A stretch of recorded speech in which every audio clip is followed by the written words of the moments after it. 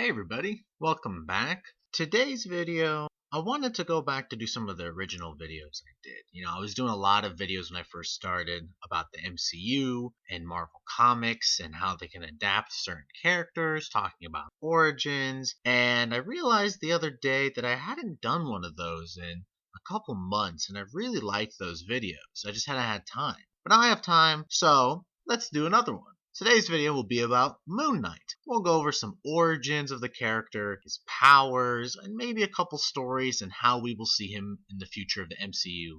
So, let's get started. To start off, Kevin Feige said back in November that after the television series, Moon Knight would appear in the MCU films. So that's actually really good news to hear. And I feel like they may be doing that with all new characters moving forward.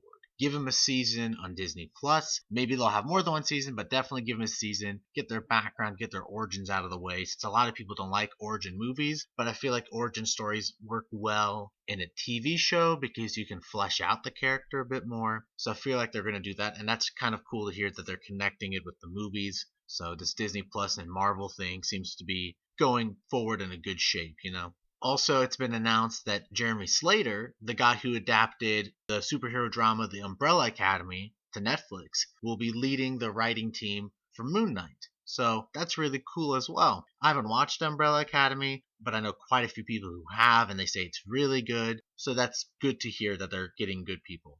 Something else interesting that I found out was that back in November, it was rumored that Daniel Radcliffe was rumored to be in talks for the lead for the role, and also that Dracula would be the main antagonist for the show. We've talked about Dracula before because he has interactions with many different characters. Maybe you can connect Blade to Moon Knight here. Blade you can connect to Black Knight, which connect to the Internals. So Marvel definitely has something going on with all of these characters that I assume we'll be seeing in the next big team-up movie or crossover event. So that's something to look out for.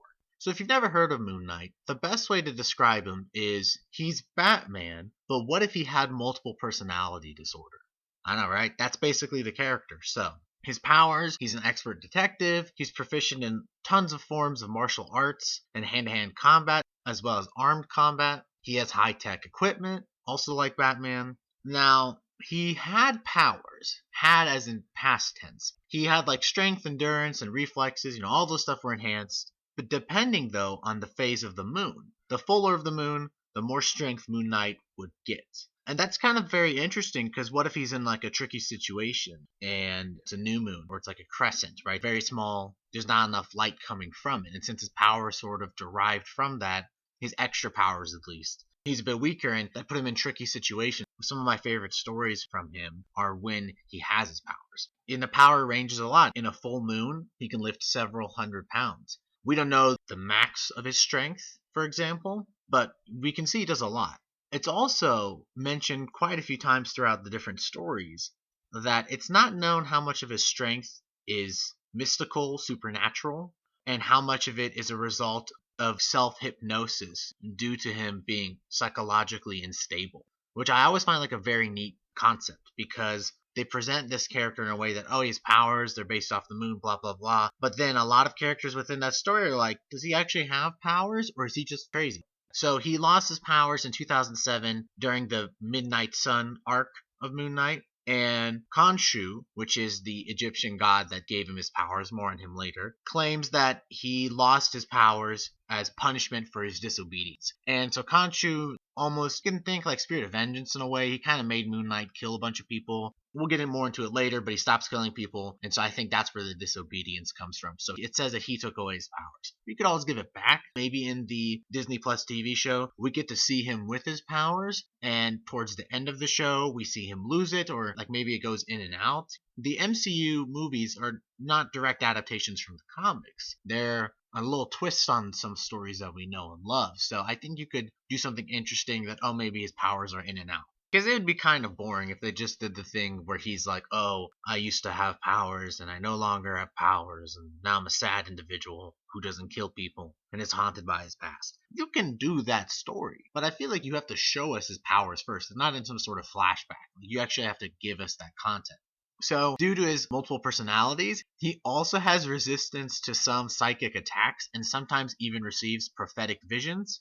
Is that a result of the multiple personalities and his powers? We don't know, but it's definitely something he has. He's also shown to possess like a very high tolerance for pain. Like he's even taken a crossbow bolt fired into his shoulder by Taskmaster, and all he did was grunt.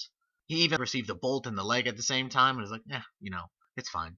There was this one story where it was the profile he's like a villain to hire type character, and he can analyze and predict anyone's actions and can observe them and whatever, right? His abilities, he had once claimed, do not work on supernatural. There was one time he was hired to go after Moon Knight, but his powers and abilities didn't work on him. He ends up saying the explanation that either Khonshu the god is real and his supernatural presence interferes with his abilities, or Moon Knight is so crazy that his sheer belief in Khonshu the god is enough to disrupt the profile's abilities. And I was finding that again really interesting. Like I said, there's multiple times where they're like either the gods are real and he has magic powers, or he is so crazy that he believes that he is interacting with a supernatural being. He has multiple personalities, so you don't really know with this guy. His suit eventually upgrades to adamantium for greater protection, and it holds back like a demon or something. More on that later, or not, don't worry about it. Eventually, the armor is upgraded to allow him to lift a lot of weights. Think of like Iron Man type armor in a way. He doesn't have Iron Man armor, but just in a way that some sort of a suit gives you abilities. But I feel like it's a cheap cop out for his powers, because at least his powers were determined upon the moon cycle and whatnot, so I thought that made it interesting. Some of his rogues galleries fights the werewolf, Morpheus, the profile, Shadow Knight, Black Spectre. There's a whole lot of them. So there's a lot to do with this character. He's in the House of M storyline. If you want background on that story, I made a video about it some time ago. It was one of my first videos. It's one of my favorite comics to date. That's a great storyline, and so if they ever do adapt that, they should throw in Moon Knight. He's been a part of tons of teams, the Avengers, Secret Avengers, West Coast Avengers, the Defenders, Marvel Knights, Heroes for Hire. And before all of this, he was in the U.S. Marine Corps and the Force Reconnaissance. So his origins. Moon Knight's name is Mark Spector. He was a boxer before joining the Marines and serving in Force Recon. He left the Marines to become a mercenary, and one of his biggest clients was the CIA. So he was doing good work, but because he was a merc, he was killing a lot of people. While he was a merc, he worked in Egypt, and he stumbled upon an archaeological dig site, and there he discovered an ancient temple, which included the statue of the Egyptian moon god Khonshu. Some of the archaeologists there started fighting because they wanted to claim who got all the treasure, so he gets involved in the fight, and he loses. A group of Egyptians who worshipped the old gods found his body and carried him to their temple. Once they get to their temple, Mark's heart stops, and at that moment, the Egyptian god Khonshu appears to him and offers him a second chance at life if he becomes his avatar on Earth. He accepts and wakes up and wraps himself around this silver shroud that covered the moon god's statue. He then confronts Bushman, who is the main guy that beat him in that fight earlier. And Bushman's also probably his biggest villain or rival. You could think like Reverse Flash to Flash, Joker to Batman, for example. So he beats Bushman, he returns to America with Marlene and Frenchie. Those two characters were also at the dig site. They are in several stories with Moon Knight. They're his friends. And he also returns with the statue. He then decides to become a crime fighter and creates a costume out of silver, and he becomes Moon Knight, also known as the Fist of Khonshu.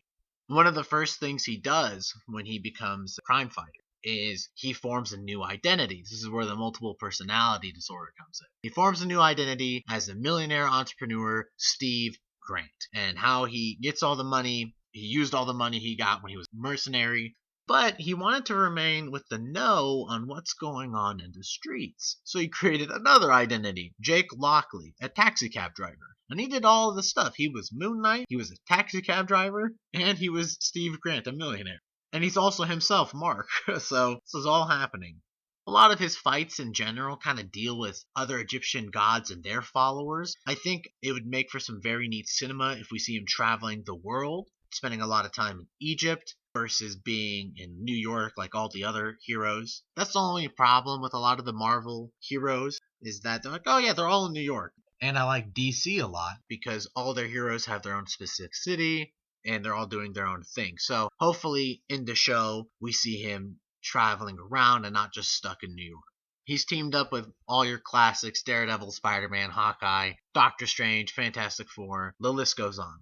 That being said, though, because he's really more of an anti-hero, he's gone against the Avengers time and time again. He even burned his membership card, and he was brought in by Thor at one point because of illegal actions against Doctor Doom. He even dies in that story. Shit gets crazy. And because he's an anti-hero and vigilante and he kills people, Tony and some individuals of the Avengers are like, no, you can't kill people, it's bad. And he's like, screw you, they're bad people, I'm gonna do whatever I want.